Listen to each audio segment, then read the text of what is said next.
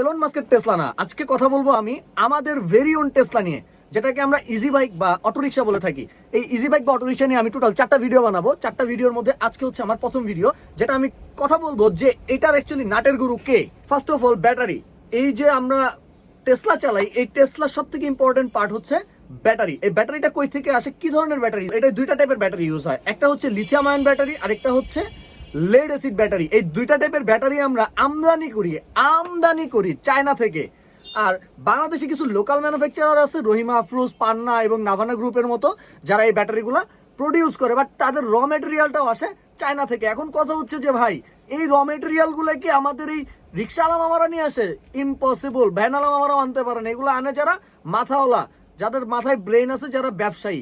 So আপনাকে যদি Tesla নিয়ন্ত্রণ করতে হয়, একদম গোড়া থেকে নিয়ন্ত্রণ করতে হবে। আপনি যদি গোড়া থেকে টেসলাকে নিয়ন্ত্রণ করতে না পারেন, তাহলে শুধু আপনি এই রিক্সা চালক মামাদেরকে বকা দিয়ে লাভ নাই। হ্যাঁ, এদের ভুল আছে, এদের ভুল নিয়ে পরের 3টা ভিডিও হবে। বাট আজকে আমার যেটা মনে হইলো যে ভুলটা নীতি নির্ধারক পর্যায় থেকে, শুধুমাত্র রিক্সাওয়ালাদের ভুল না। আমরা তাদেরকে সাপ্লাই দিচ্ছি জন্যই তারা চালাচ্ছে।